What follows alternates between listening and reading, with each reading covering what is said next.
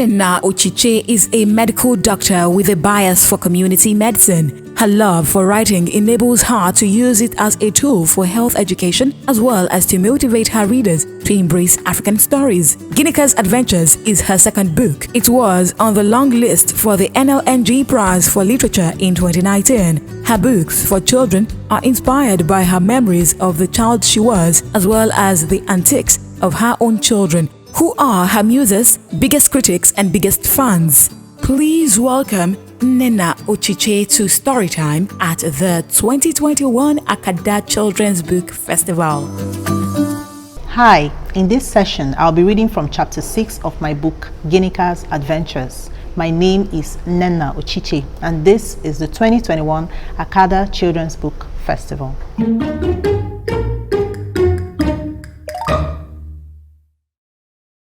Hello parents, children, ladies and gentlemen, boys and girls. Are you ready to hear about Ginika's Adventures? So Ginika's Adventures is about 9-year-old Ginika Nnenna. She's super shy and afraid of public speaking, but Ginika has a keen eye and an amazing ability to solve problems. She's quite the detective. Ginika in this book solves a couple of mysteries and even participates in helping children who are not as well off as she is. Now, it starts off in chapter 1 with a very embarrassing episode. Ginika pees on herself at an external examination because she was too afraid to say she needed to use the bathroom. In chapter 6, where I'm going to be reading an excerpt from, Ginika has to make a speech in front of the whole school, and you can imagine how frightening this is for Ginika. So I want you to pay attention and listen and be ready to answer a couple of questions at the end of the session. I'd like to get feedback from you to know if you enjoyed the session. I'm going to read from page 87 of Ginika's Adventures.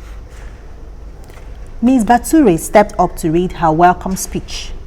Ginika was a few feet away, listening nervously for the moment she would be called up. "Please welcome Ginika Nnenna," she heard, and then there was applause. She walked up to the stage where everything had been set up. Ms. Bature handed her the microphone and smiled at her. Leaning close, she whispered, "Make me proud." Ginika nodded and smiled to calm her racing heart. When she stood before them, the crowd hushed. She waited for the video to start. While it played, she repeated the opening lines to herself. It ended and there was a brief applause. "Good morning, parents, guests, and friends of Margareta Academy. My name is Ginika Nnenna, and I'm here to talk to you about a project that is very dear to my heart. When I was born, I was preterm because my mom fell ill while she was pregnant." She paused and took a breath. "I had to be in the hospital for months before I was big enough to go home. When I got older, I started following my mom to work after school because I wanted to know more about those who saved my life when I was a baby. That is how I learned that doctors are superheroes. You can understand how unhappy I was to find out that there are children in Lagos who cannot be given medical treatment when they are ill because their parents cannot afford it. I decided to do something about this.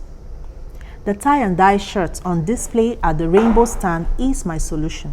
All the money we'll make will be used to buy medication for the Makoko children.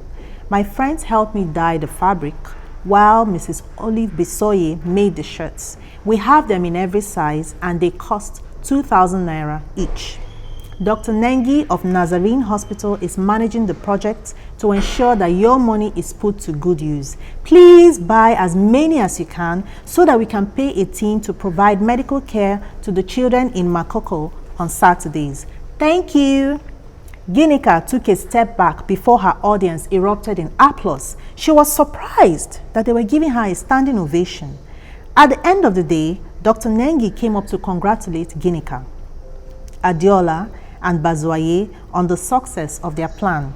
The t-shirts were sold out, with many people paying for more to be made and sent to them later.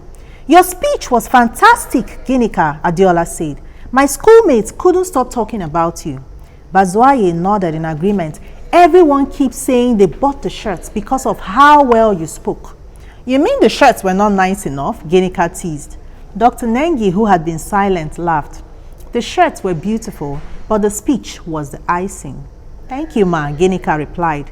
How much have we made? Bazoye asked. Are you ready for this? Ginika. Dr. Nengi winked. The children shouted, yes! We made 3 million naira. What? Adiola and Bazoye screamed. And it is going to be more than enough for us to start. We have to keep making more shirts to keep things moving though. We promise to work very hard, Ginika said. That's great. Come along, everyone. You deserve a treat for today. Dr. Nengi waved the ice cream vendor over. Thank you, Dr. Nengi, they shouted. Bazoye and Adiola went on rejoicing because Ginika was quiet. Maybe I am not that bad at giving speeches, she thought. I wish it came to me naturally, but even though I had to work extra hard, I can't complain. I really can't. Did you enjoy that? I really hope you did. I hope you enjoyed meeting Ginika and her friends Adiola and Bazoye. Now I have a couple of questions for you. If you have the answers, please type them in the comment section and I will tell you if you got them right or not. The first question is, why did Ginika decide to sell tie and dye t-shirts? Why did Ginika decide to sell tie and dye t-shirts? The second question is, how much money did they make? How much money did they make? That's the second question. And the last question, what should you do if you have a task that you are not naturally good at? What should you do if you have a task that you are not naturally good at? So I hope you enjoyed my session today. If you would like a copy of Ginika's Adventures, it's available at the festival online stand. Also, you can get it from many bookshops in the country, Latana and so on. It's also available from Bookworms Cafe, an online bookstore. So enjoy the festival and here's to more books. Cheers.